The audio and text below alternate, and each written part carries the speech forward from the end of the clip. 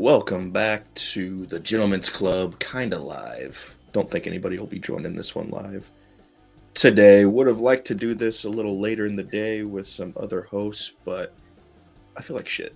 So I'm hoping to be asleep this evening during the game. I'm hoping that the Bengals score a touchdown on the opening kickoff. I win my bet, go right to sleep. But let's get into it. And I need to edit one thing here.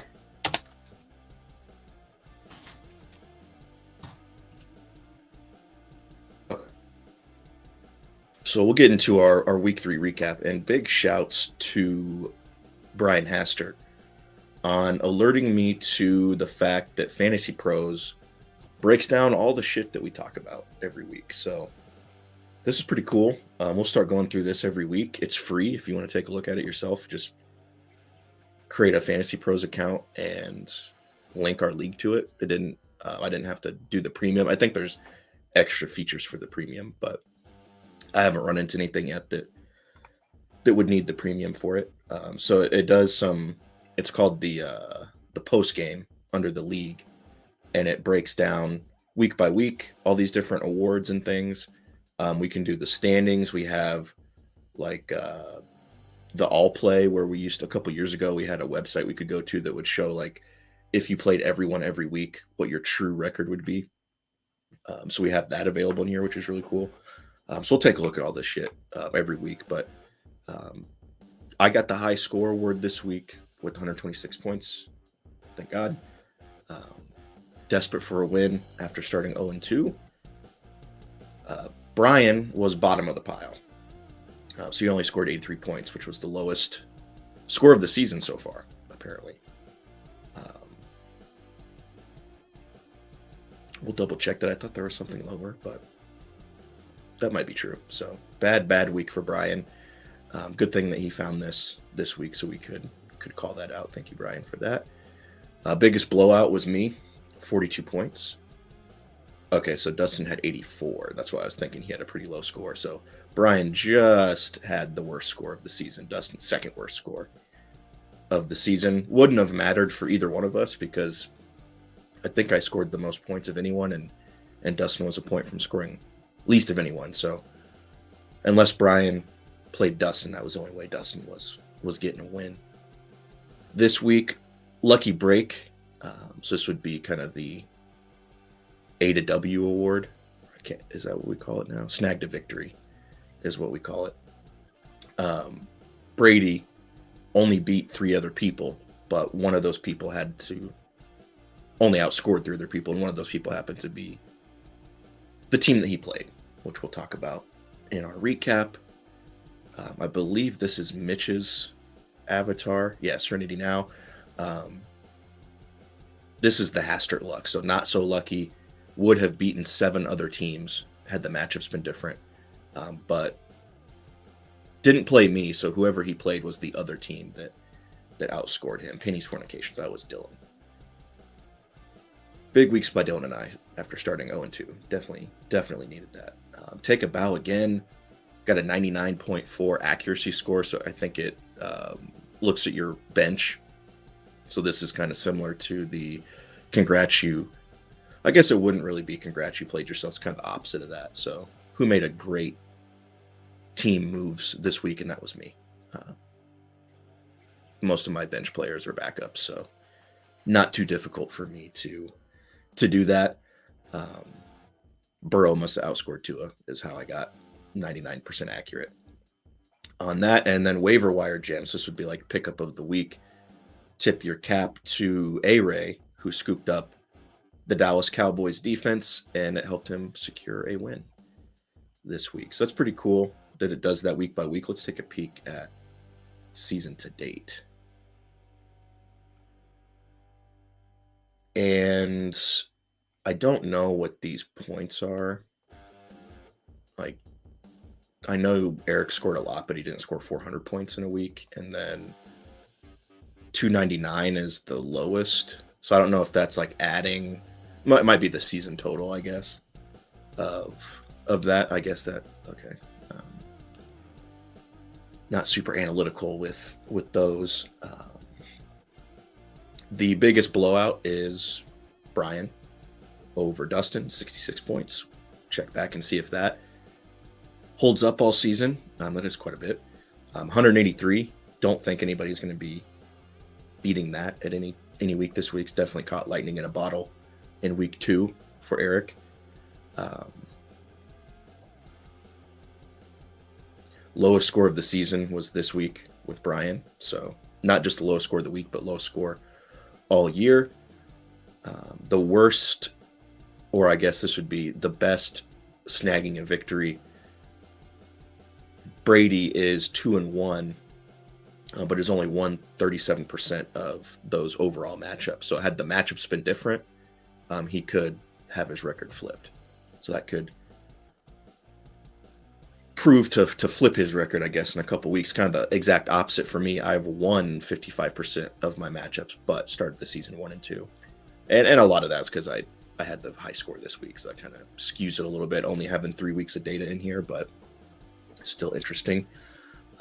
Fantasy Savant, I'm making 96% accurate roster choices. Looks like Brian is right on my tail, so I need to do well again this week. I don't know about Savant. I guess I do have 3 titles, but maybe more like Autistic Savant or something like that. And Eric, best waiver move, so it's like pickup of the season, I guess, dropping Irv Smith and picking up Khalil Herbert. I think that was this week, even, if I remember correctly. They're already calling that the pickup of the year, even before he plays any downs for you.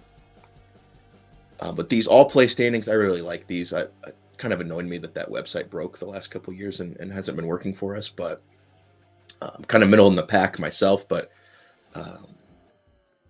Eric is at the top and Miller at the bottom, and I kind of thought that they put these emojis in their names. I was like, how did they figure out how to do that?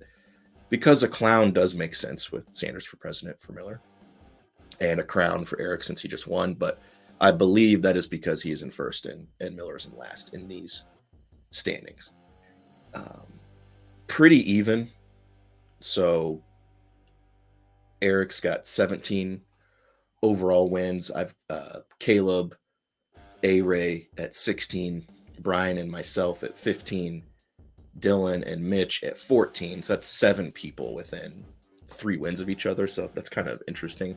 I mean, I guess it makes sense because everybody's either 1-2 or 2-1 in our league. And actually the matchups this week, every matchup is a 1-2 team versus a 2-1 team. So everybody could be 2-2 at the end of this week. I kind of hope that happens. Actually, it'll be interesting. I'm sure that's never happened before. But again, we will come back and look at these every week. The actual standings versus the weighted standings. Eric's still number 1.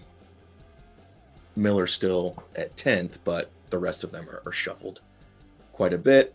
And so I'm thinking that it's taking all of that into account with the power rankings.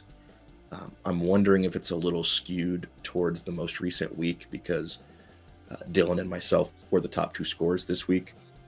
We were also both 0-2, I believe, going into that. So it wouldn't make a ton of sense for 2 0-2 teams to be at the top of the power rankings. But we did have really good weeks last week. So we'll see how that changes as time goes on. Maybe that's not super useful, but we can definitely get some good data out of this all play tab. We'll definitely be looking back at that as time goes on. So thanks again, Brian. This stuff's pretty cool, at least for me anyways. We'll keep looking at these awards that way. So we'll do a quick recap since it's just myself. Got the big win over Dustin. The defense, Eagles defense, was huge for me. And when you've got a kicker as your top scorer, you probably didn't have a great week. Brian and Brady, I believe I predicted Brady getting this win. I'm not going to go back and look, so we'll just assume I'm right. Great week out of Barkley, who's had a great season.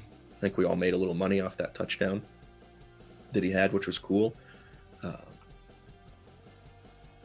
Allowed me to make some money last weekend. So actually, no, I think I still lost like $50 overall. Fucking Chiefs. The Chiefs and fucking Adrian Martinez. Every time I bet against Adrian Martinez, he wins. Every time I bet for him, he loses. So I guess I can control the rest of K-State's record this year. But that's for the last several years, not just this year. Always lose money betting on Adrian Martinez. It's fun.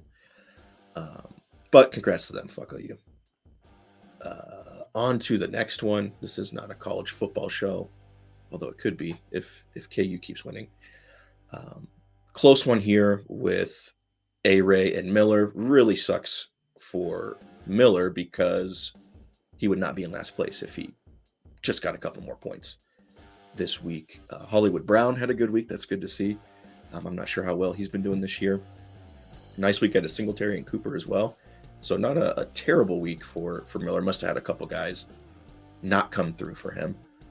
42 out of Lamar Jackson, those made the difference for A-Ray. So he is taking that a little personally, I believe, not getting his contract signed before the season. We'll see if he can keep that play up all year. But so far, looking like MVP. Mitch and Dylan. Decently close one here, like 5 points or so. 4 points or so, 4.5. James Robinson, Lamb had a good game, which kind of surprised me, I guess, with Rush. And Herbert only getting 18 is not fantastic. Probably would have won if he had healthy ribs. Mark Andrews, 25. That's really good.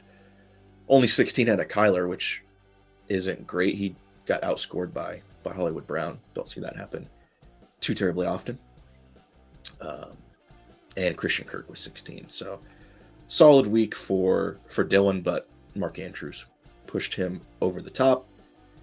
And in last place, our champ finally lost. Probably the first time he's lost, I don't know, last couple weeks of last season, I guess. So it's been a while since Eric has had to taste defeat, but hopefully he gets used to that and the rest of us can overtake him over the next couple weeks. Josh Allen was fantastic. Derrick Henry did what you wanted him to do, and you always take 15 points out of your defense. Still a really good week for Hurts, who's still holding on to that top 5 QB spot, I believe. And then we got Kupp and Diggs with okay weeks, but you might expect a little bit more out of them.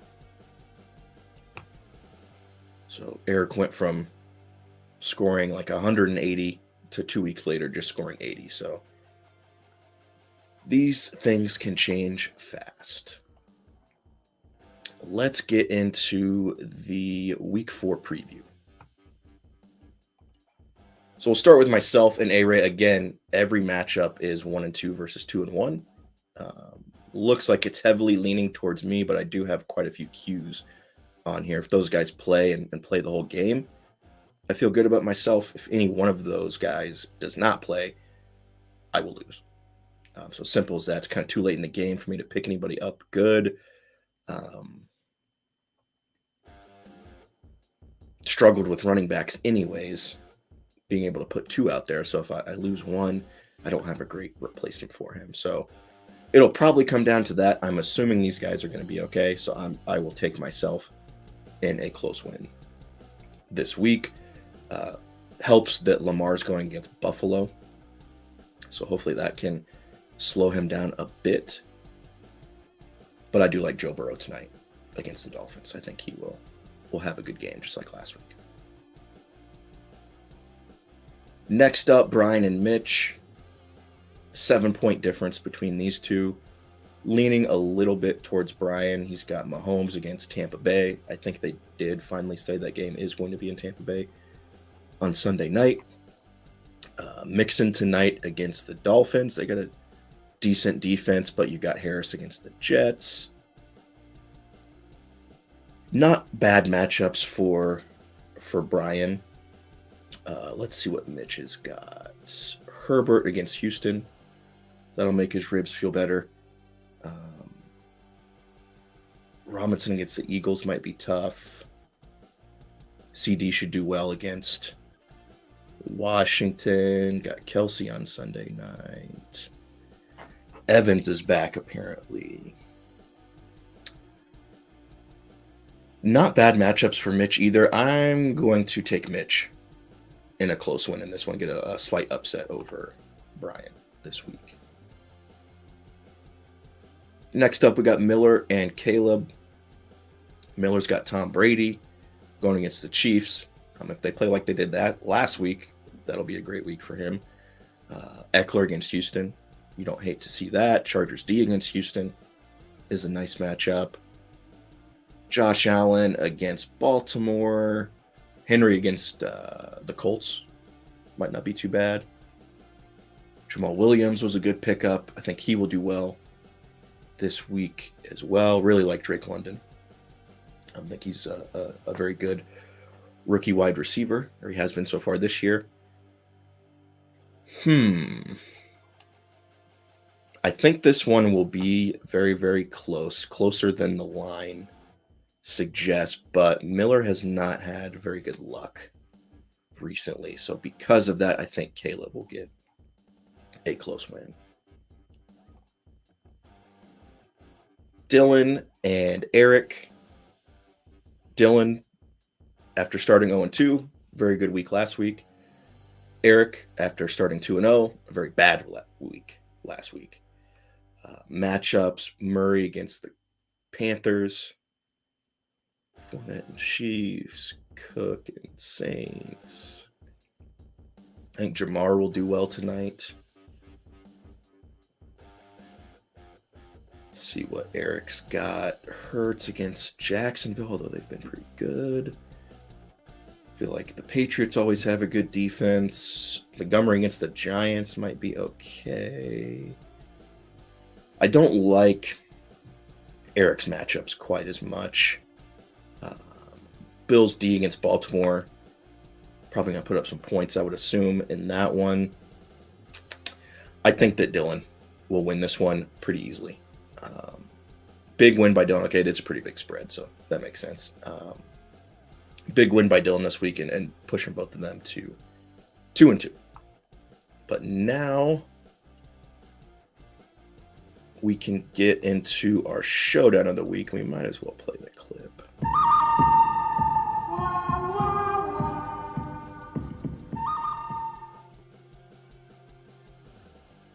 Tom Brady Roberts against Dustin, who got spanked by me last week. But this week was the closest matchup of any of the others. So just 2 points, 2.1 points, I guess, if you want to be super accurate, splitting those two apart.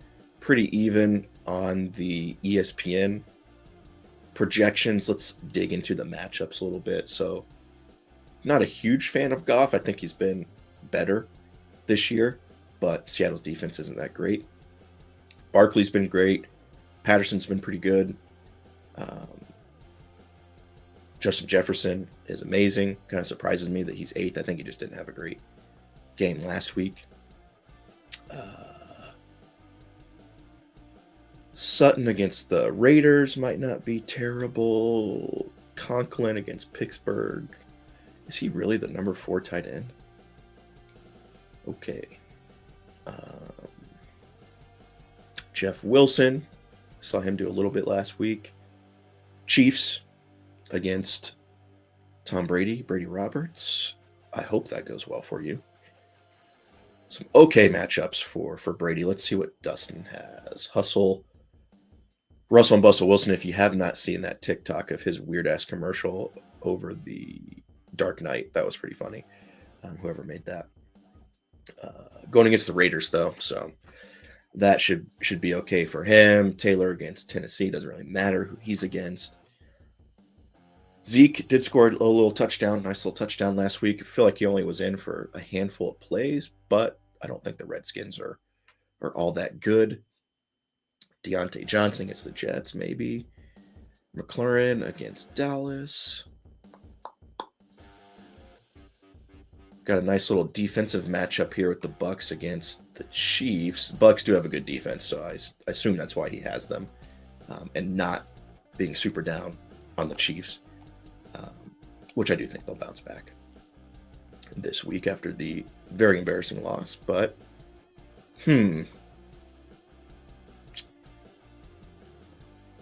that's a tough one. It is going to be close. Barkley and Taylor kind of balance each other out. Might give an edge towards Wilson, although he hasn't been very good this year. Definitely better wide receivers for Brady. Still can't believe that Conklin is the number 4 tight end. That doesn't seem possible, but here we are. But that tight end matchup is pretty close as well. It might come down to these defense and these kickers. Graham Gano was his high scorer last week. Apparently, they've scored the same amount of points because they're both player rank number 2. So it's probably going to come down to these defenses, and the Chiefs are getting the edge. I don't know if that makes sense to me, but I'll roll with it, and we'll say Brady gets a 1-point win because of a late interception to seal the game for Kansas City. I think we all but Dustin, and even Dustin will probably be a little happy about that. But let's get into the serial gamblers. I know what Brian was definitely waiting for. I meant to redo the voiceovers. I'll try to change those up, not have them be the same every single week. But I did not have time to do that this week. So hopefully for next week, we'll have a better intro, or a revamped intro. Previously on Serial Gamblers. This guy wins 23 bets in a week and is only up $400. How many bets is this dude losing? Player props are the devil. Lucifer, bro. How can you successfully gamble in a world where Kansas football is undefeated? This is a Global Telink prepaid call from Sleep Sloop, a patient at Gamblers Anonymous. From my office in Wichita, Kansas, this is Serial Gamblers, a weekly segment on the continued gambling addiction found in the Gentleman's Club. I'm Andrew Simon. Oh, I have not heard that in a week. Got to listen to that about 50 times last week. So really enjoyed that intro, if I must pat myself on the back. Let's get into the lines this week. So been a lot of chatter about the Bengals and Dolphins. Bengals started the year bad. Dolphins started the year great. Had a really tough game against the Bills last week, and only having 4 days rest, that is why the line is the way it is. And just a little gambling tip from someone that's lost a lot of money over the last 10 years. If you see a spread, and it's even like this with last week with the Chiefs, that seemed outrageously low. This doesn't make sense with the way that the teams have played this year. 4 points for the Dolphins on the road, but still. Doesn't make sense with how they've been playing. So when something like that happens, don't bet on it. Or do the opposite of what you're intending to bet. That's why I'm betting on the Bengals tonight. That's why I should have not bet on the Chiefs last week. Definitely should not have bet hundreds of dollars on the Chiefs last week. But we'll see how this game turns out. We'll see if my theory holds true. The Sunday games, I believe this one is in London. Yeah, 8:30 a.m. kickoff. So if you want to bet on that one, make sure you get that in Sunday night or wake up early, or Saturday night, or wake up early on Sunday morning. The Vikings getting 2.5 points against the Saints. I don't know if that spread makes a ton of sense to me either, with the Saints being at home. But I also think Jameis Winston sucks. So Vikings probably win that one, but probably staying away from that one. Bills Ravens, I don't know if I like that. Eagles Jags. Eagles have been fantastic. The Jaguars have been pretty good. I'm not against taking 6.5 points with the Jags. If that was 7.5, I'd like it a little bit more. But maybe I might take some alternate lines with that one. Commanders Cowboys, like the Dallas money line on that, especially at home. Might be getting Dak back as well, even though that Cooper Rush has played pretty well. I think he's won both of the games that he started. I've got Chargers and Texans. That seems about right. Don't know if I trust the Chargers until Herbert's fully healthy. Seahawks Lions, I don't know about the 4 points, but don't hate the Detroit money line on that one. Falcons Browns, that should be a decent game.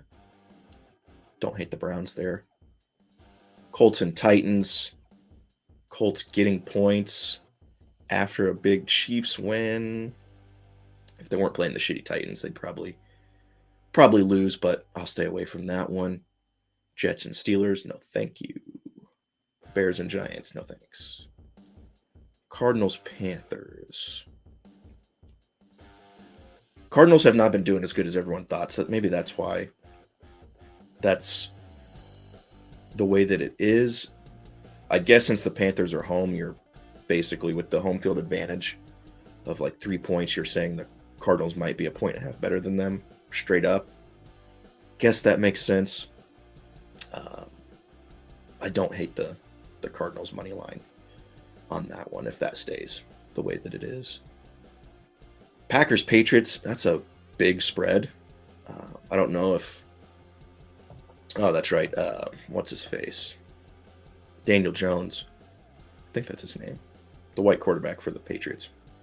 Hurt his ankle last week. I think he's out a few weeks. That's probably why that spread is different. I have no idea who the Patriots backup quarterback is. I'm going to assume he sucks. If you already got a parlay going with a couple other teams, I don't hate slipping in the minus 450. Otherwise, I don't think I'm taking 10 points with the Packers, but if you wanted to slide that into a parlay, I wouldn't hate that. Broncos Raiders should be a shitty game. Chiefs, hey, if you can get, okay, so it's not positive odds, but if that's what, see, this doesn't make sense at all. So they have worse odds at the point. Why wouldn't the spread be flipped then?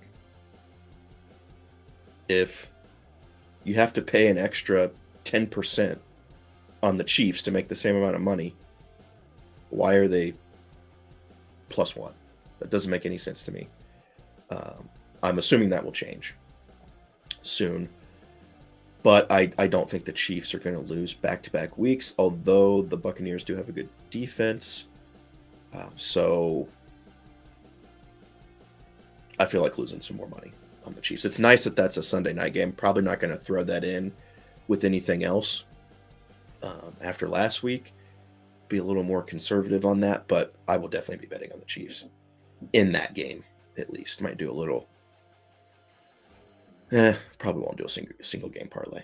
Haven't had a ton of luck with those. I've won a few of them, but certainly lost a lot more than I've won. And I'm usually trying to do like 3 or 4 leggers versus like the 8, 9, 10 leggers that some of you prefer. And the Monday night game, the Rams and the Niners. Trey Lance is out, so that's Jimmy G. The Rams have not been great this year, so I guess that makes sense, but I don't totally trust the 49ers.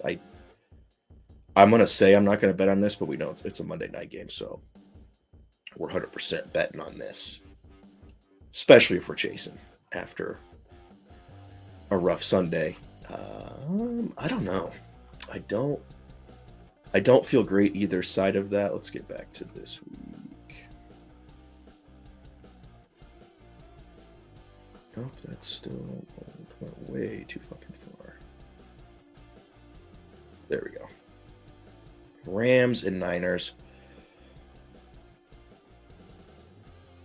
That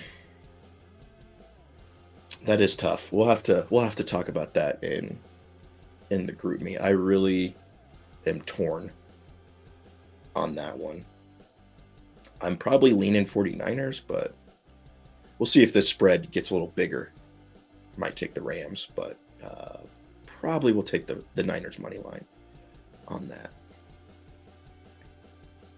Okay, so not amazing spreads. I feel like the last few weeks haven't been a lot of them that I liked. The first week were several, and I did very well that first week, but it has definitely slowed down a bit on the NFL front. Still making some decent money on college football, but it has been difficult for me historically to make money on both. It's usually one or the other that I have a better feel for. Each year, some years just suck at both. I think last year was one of those years, but we'll see. Definitely did not win very much money last week. We got to turn that around. Had very good weeks. I think all of us did, really, the first few weeks. But I'm sure we've all had a bad weekend mixed in there. Nobody's perfect. You just got to stay better than the house. And I think we have for the most part. And we'll keep getting better. We'll keep working together. So 10 heads betting on a game has got to be better than one. That's probably not true at all, but it sort of sounds good. But I'm going to go chug a half a bottle of Dayquil and see where that takes me. You guys have a good night and enjoy the Thursday night football tonight.